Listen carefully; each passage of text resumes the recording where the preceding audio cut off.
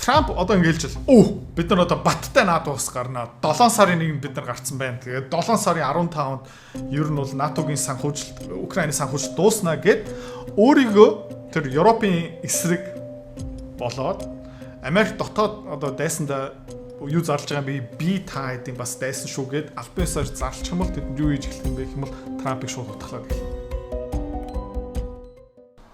Путин хизээ хариу барих юм. Трампын реакц юу болох юм? Энэ дайн ерөөхдөө хэрхэн дуусах магадaltaй юм бэ? Би зөндөө гайхаж ирсэн. Аны тухай зөндөө бодсон. Хөрөнгө олтууд яаж хийх ёстой юм бэ? Бас зөндөө стратеги опшнууд бодож ирсэн. Гэхдээ ихэвчлэн миний тарих хүрэх байгаа. Миний ухаан хүрхгүй. Тэгэхээр би яадаг юм бэ гэх юм бол надаас илүү ухаантай хүнийг сонсдог. За тэгээ хэдүүл яг адилхан үйлдэл хий. Докторовын шинжилгээ дүнлэлтийг сонсцгоё. За. Тэгээ энэ TV баг талд нь орж эхэлж байгаа. Яг их ихний хэсэг нь тийм амар сонирхолтой биш. Одоо юу яригдчихсан бэ гэх юм бол Путин яах ёстой юм бэ? Дөнгөж энэ хагасаа бүтэн сайн онгоцны бааз руу халтсан, цөмийн зэвсэг рүү халтсан. Тэрний өмнөх 7 хоног Путинийг алах гэж үзсэн. Тэгээд юу хэлж байна гэх юм бол Оросын ард түмэн одоо боронхтой болж эхэлж байгаа, уурлаж эхэлж байгаа. Хэнд уурлаж эхэлж байгаа юм бэ гэх юм бол Путинд уурлаж эхэлж байгаа. Яагаад вэ гэх юм бол Путин та яагаад ийм амар төвчээртэй байгаа юм бэ? Яагаад хариу барихгүй байгаа юм бэ? Яагаад вэ гэх юм бол Оросууд өнгөрсөн 3 жилийн хугацаанд Украины засгийн газар устгах бүрэн боломжтой байсан. Өдөр болгон тэр сонголт нь бол нээлттэй байгаа. Та санаж байгаа юм бол Орешник Пожн гэсэн байгаа цөмийн зэвсэг биш. Тэрүүгээр ерөөхдөө ямар ч хамаагүй бункерийг зүгээр бөмбөгдөөд тэн дотор Зеленский байна уу хэн байна уу зүгээр бүгднийг устгах боломжтой. Өнгөрсөн 3 жилийн хугацаанд тийм үйл хийгээгүй.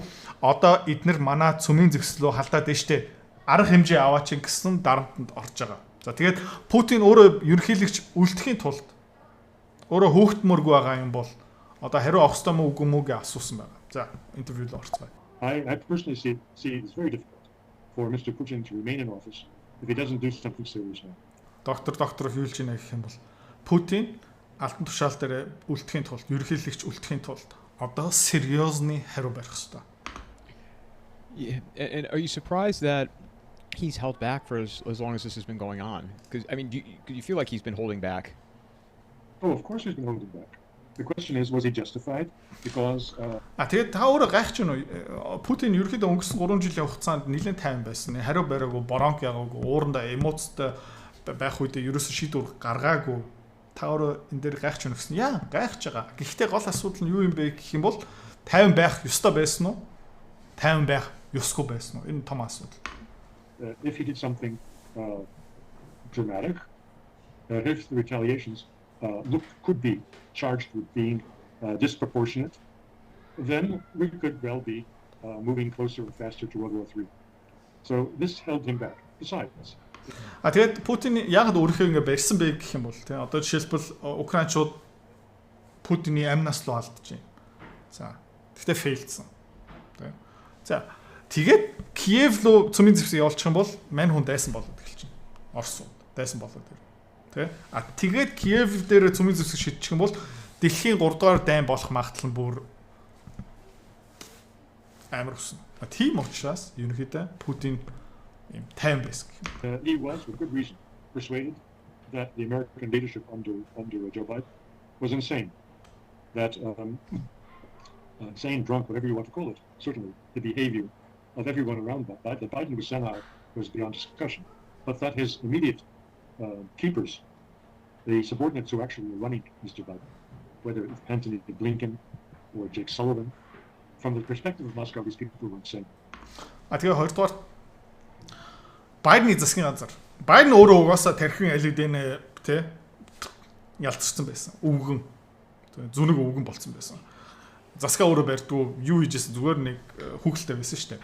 Тэгээ Оросууд юу тодорхой мэдчихсэн бэ гэх юм бол энэ Jake Sullivan, Anthony Blinken гэх мэт шиг ерөөдөө энэ улсынхаа бодлогоо хэрэгжүүлж байгаа хүмүүс нэг бол мэдрэл муутай, нэг бол солиотой хүмүүс гэдгийг мэдчихсэн учраас тэ энэ мэдрэл муутай солиотой хүмүүстэй хэрхэн харьцах ёстой амар эрсдэлтэй байдаг учраас өөрийнхөө барьж исэн гэж байна. Therefore, they were doubly cautious to do anything that might илүү боломжтой байсан. Яг юм л тэд. I think they're satisfied that Mr. Trump is not insane, that he is a rational actor. He's a businessman. The things that are said about him, which are not flattering, have nothing to do with his sanity. За тэгээд Оросууд юунд баг зэрэг баярлж байгаа бэ гэх юм бол Трамп ба Трампын доор ажиллаж байгаа хүмүүс нь галзуу хүмүүс биш ээ. Солиотой мэдрэл муутай хүмүүс биш ээ. Саруул эрүүл ухаантай. Тийм учраас эднэртэй ярилцаж болно. They have to do with his morality. And so the Russians, I think, are satisfied that they are not dealing with a madman, which is a big change from where we were before. Томоохон шилжил болсон. Жо Байдены засгийн газар, Трампын засгийн газар How шал. Mr. Putin will react to this latest threat, which crosses the red lines of damaging part of the Russian nuclear triad. That's what these bombers are. We'll have to see. But I'd say I venture to guess that he might declare war on Ukraine. Тэгээд Оросууд ямар хариу барих юм бэ? Путин ямар хариу барих магадaltaй юм бэ гэвэл тий. Өмнө бол Оросууд Украинд албан ёсоор дайн зарлаагүй. Окей. Тийм учраас бас Зеленский муу Украины засгийн газар руу халтаагүй. Яг гэх юм бол албан ёсоор хуулийн зүгээс дайн зарлаагүй. Олон улсын хууль гэсэн юм бас байгаа шүү дээ. Тэгээд тийм учраас энийг Special Military Operation гэд нэрлэсэн. Гэхдээ доктор of юу гэж нэ гэх юм бол магадгүй цөмөн зэсүү халтсан учраас одоо дайн зарлах үндсэл бий болсон. Тэгээ магадгүй Оросууд одоо Украин руу дайн зарлах магадaltaй. Let's remember this is a variation on the question that some interviewers have asked me in the recent days. Does Mr. Putin really want a peace treaty? And I have said unequivocally, yes. He is a lawyer by training. He thinks today in these terms. Тэгээд доктор бас олон интервью дээр байнга асуугддаг асуулт нь юу юм бэ гэх юм бол Путин чигнээс инх тань хүсэж байгаа юм уу? Одоо мань хүн юу л ч нэх юм бол yes хүсэж байгаа. Тэгээд Путин ямар төрлийн хүн юм бэ гэх юм бол цаанаасаа хуйлч хүн. Тэ? Хуйлч хүн. He wants to stay on the right side of international law. And тэгээд олон улсын хуулийн зүгээс энэ дайны үед тэ Украины маргаан дээр олон улсын хуулийн зөв талтай үлдэх хэвээрээ байна гэж. just Тэгээд Путин хейдэлдэг хүмүүс an attack on Ukraine, a decapitating attack, more particularly, would not be his way of behaving if he didn't have openly declared war on Ukraine. So I watch this closely. Тэгээд ер нь бол Украины засгийн газрыг толгойн тасдах тийм дайн зарлаагүй үедээ боломжгүй олон улсын хуулийн дагуу. Гэхдээ дайн зарлаад эхэлчих юм бол боломжтой болж байгаа. If in the coming weeks Mr. Putin goes before the nation and declares war on Ukraine, then I think a decapitating strike will follow the next day. Энийг би амар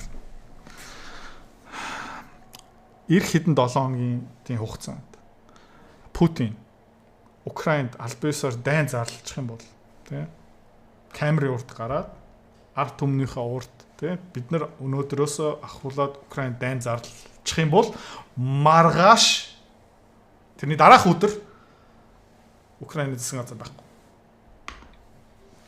What do you think of Putin as we sit here June 2nd today as a leader?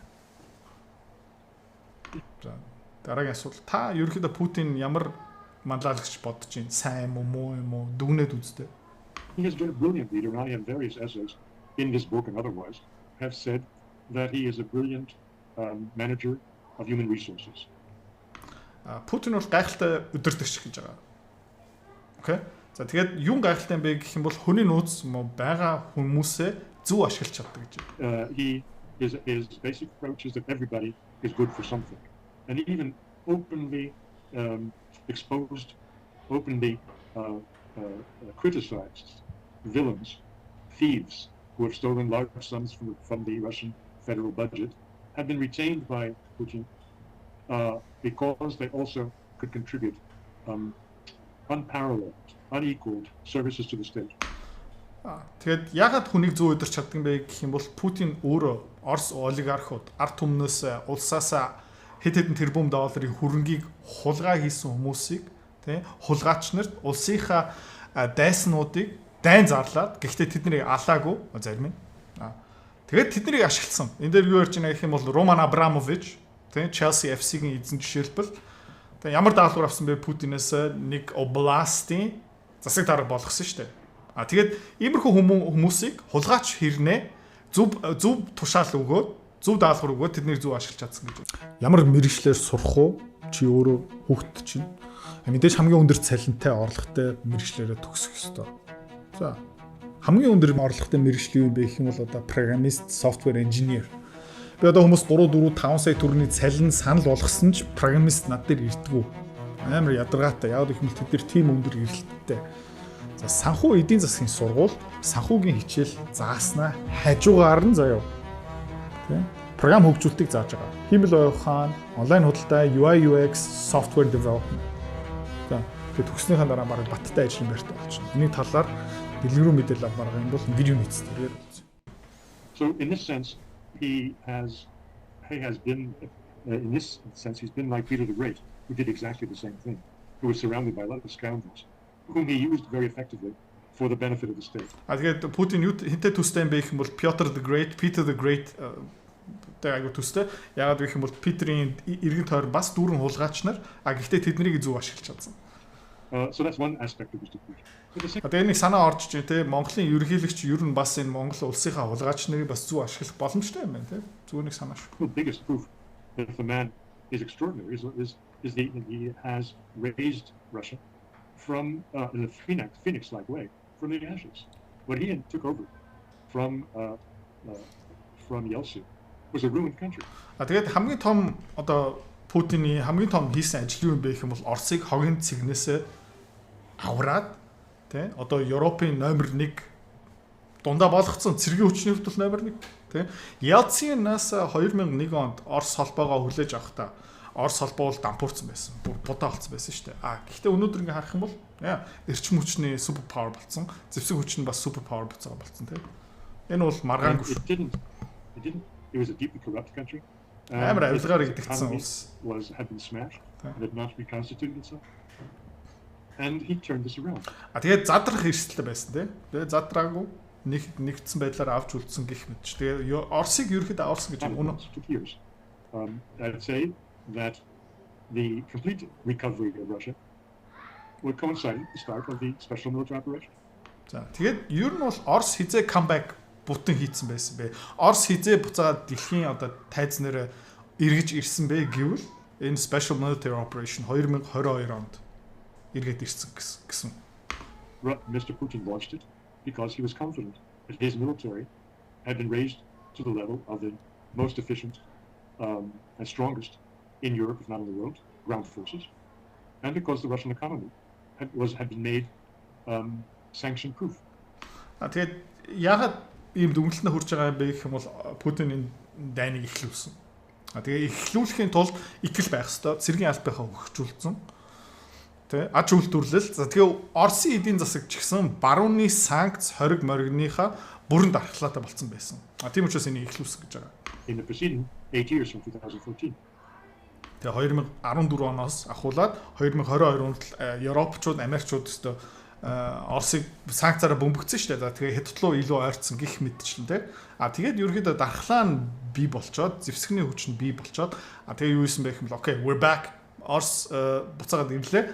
Одоо болоо. НАТО одоо дахиж тий ийшээ орж ирэхгүй.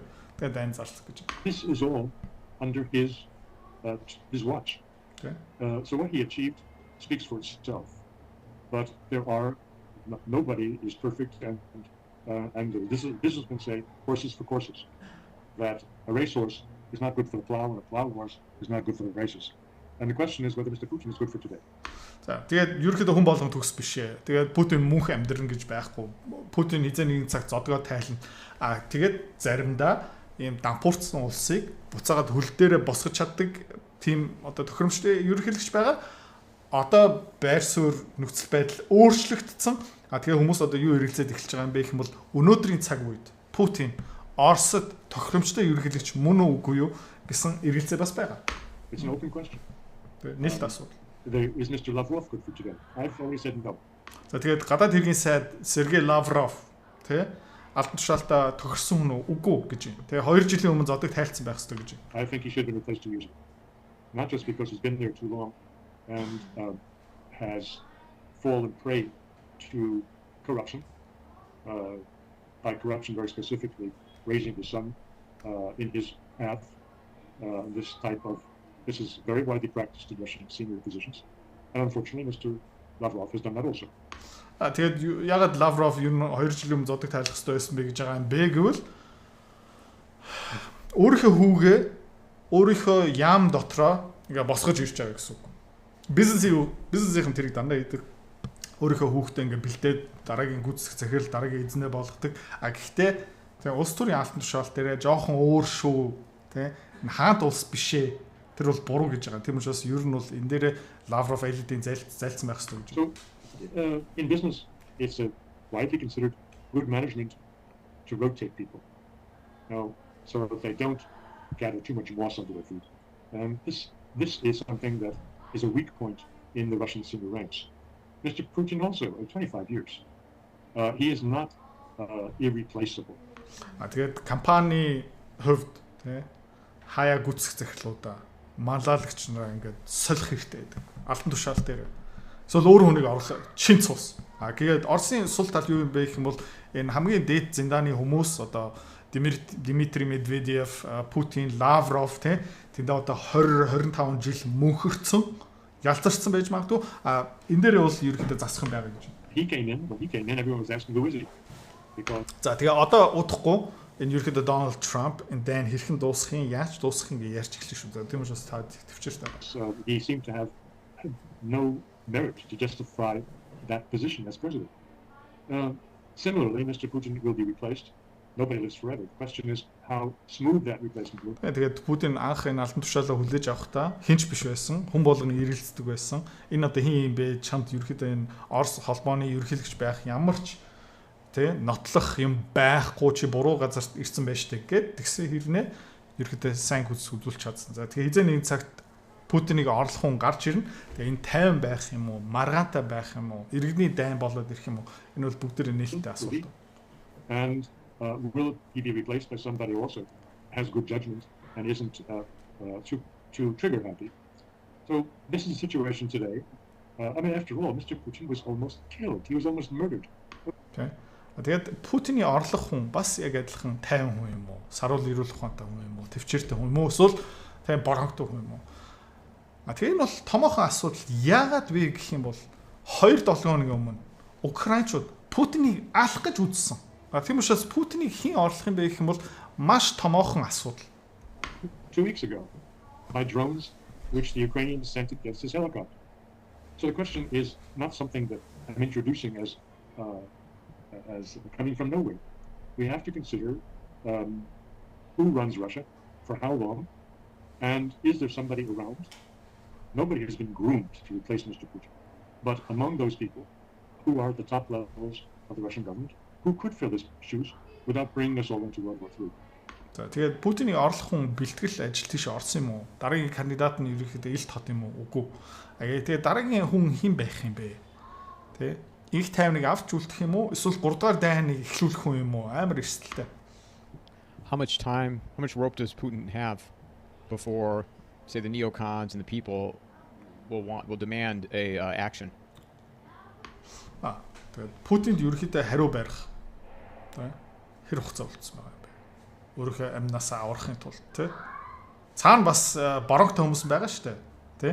Цаана бас Америкийн Lindsey Graham байгаа Америк. Гэхдээ Оросын Lindsey Graham бас байгаа шүү дээ. За тэгээд тэд нартэй ерөөхдөө эвлэрхийн тулд тэднийг шаардлага биелүүлэхийн тулд Путинд хэр хугацаа байгаа юм бэ? I'm sorry. I said how much time does he have for a proper response that will satisfy the people?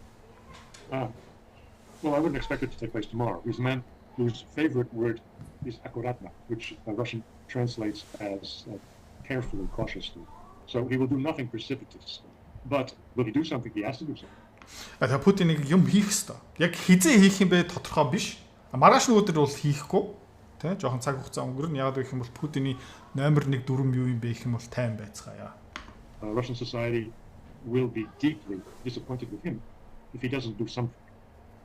Just throwing a few more bombs and a few more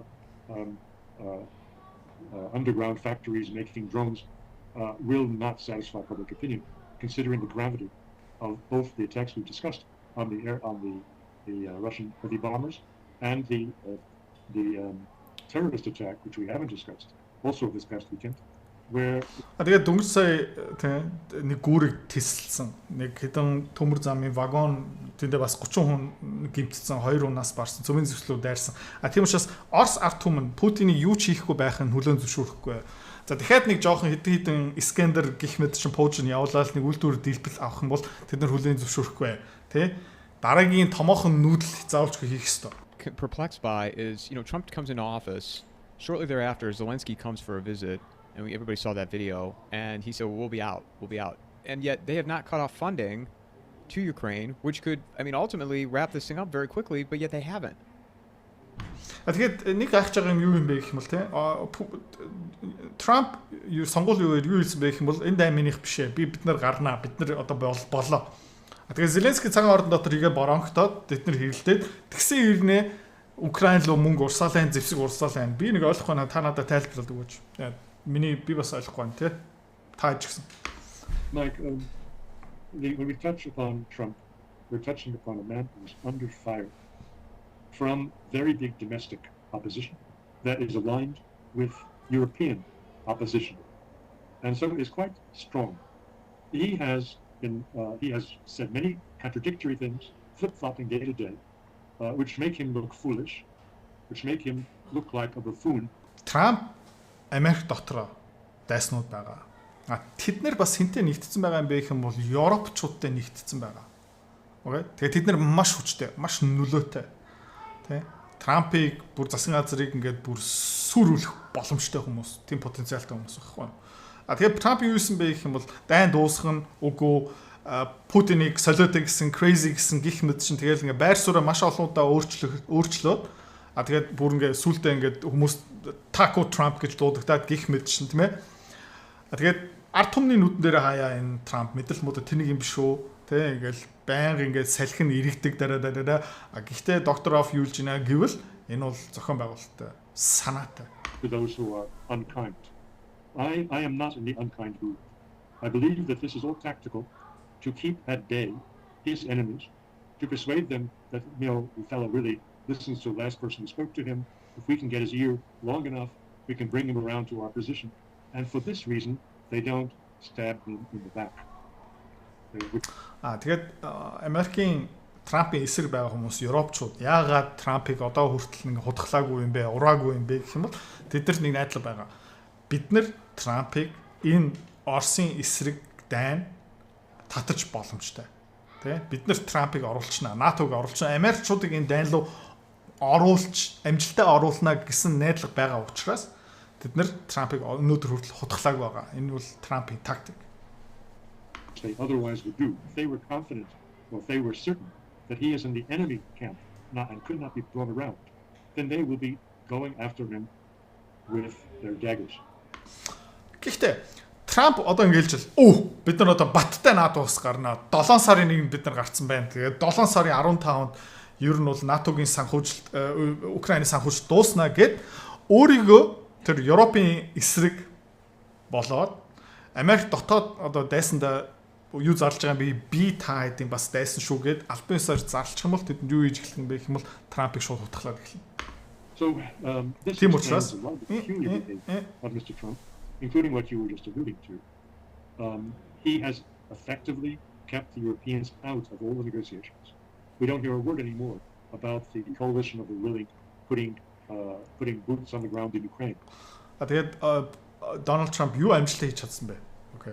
Тийм учраас хэдүүлээ өөрөөсөө их ухаантай хүмүүсийг сонсох хэрэгтэй те.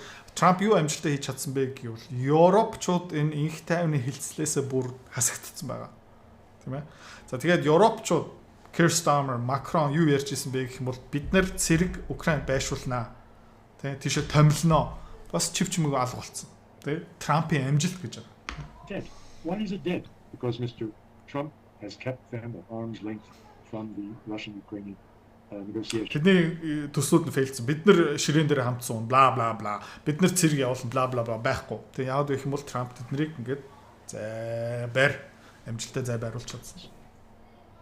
Why has he not stopped the flow of money and weapons that were appropriated by Biden?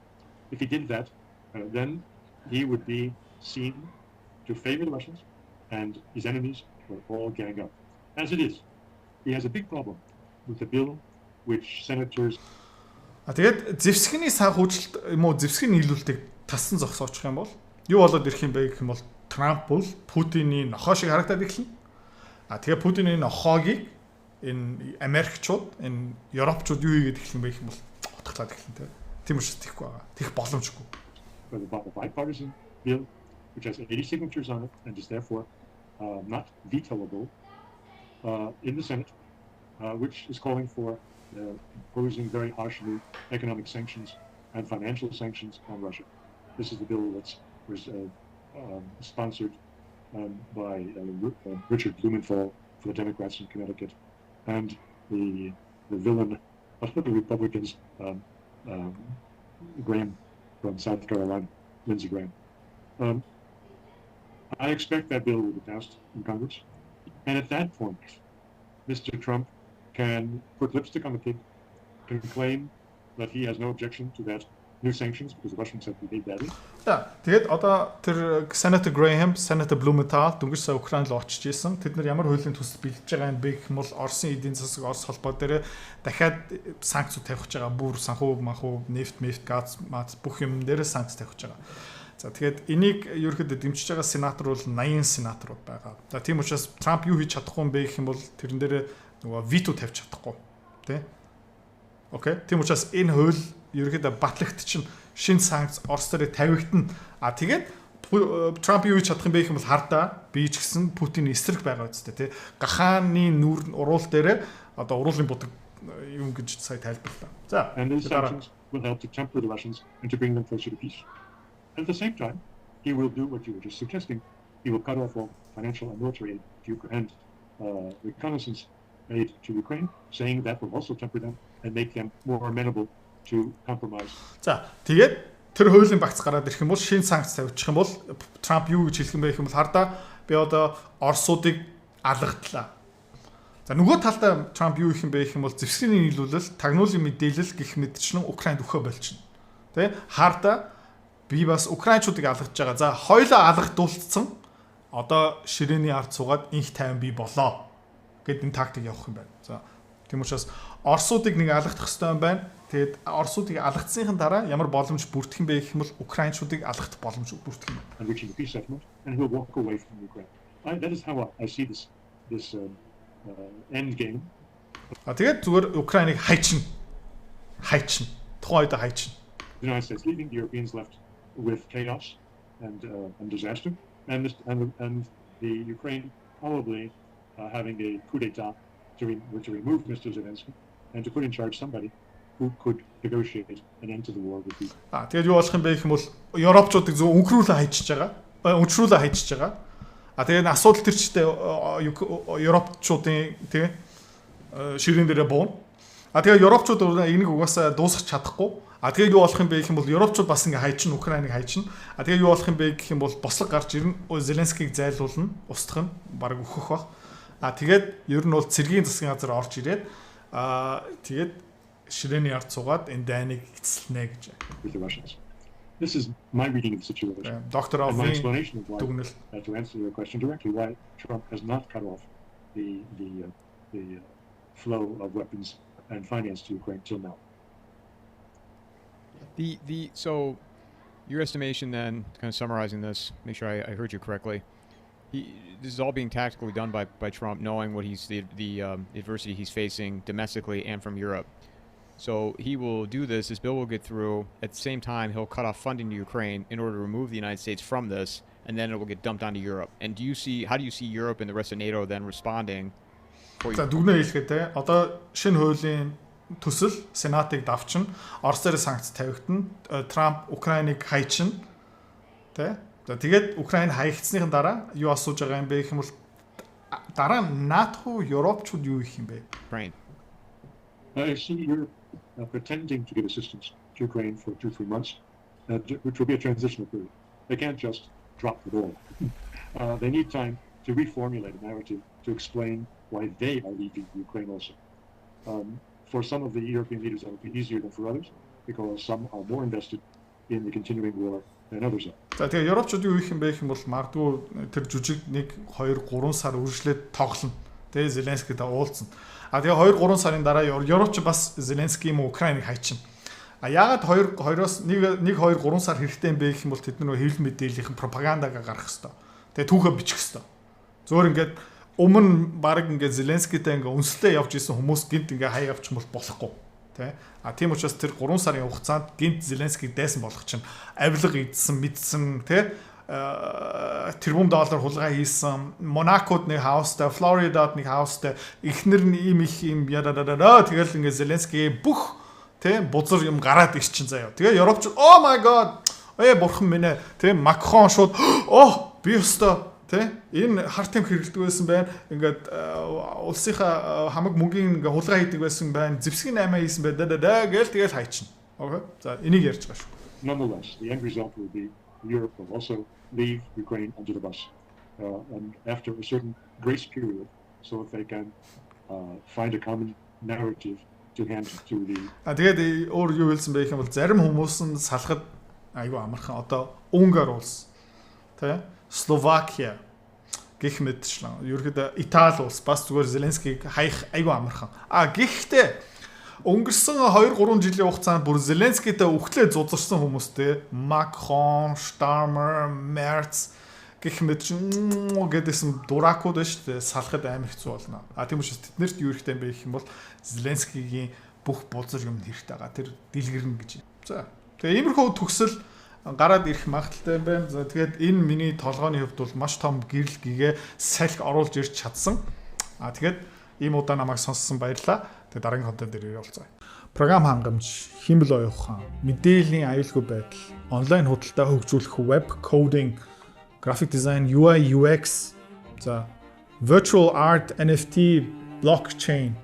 За тэгээд энэ бүгдийг нь сураад хажуугаар нь санхүүгийн мэдлэгтэй болно гэсэн үг. За тэгээд төгсчгөөрөө чи өндөр орлоготой, санхүүгийн мэдлэгтэй. Тэгээд хамгийн өндөр цалин өгдөг байгууллагууд нь юу юм бэ гэх юм бол банк бус, санхүүгийн байгууллага, хөрөнгө оруулалтын байгууллага гэх мэтчлэн.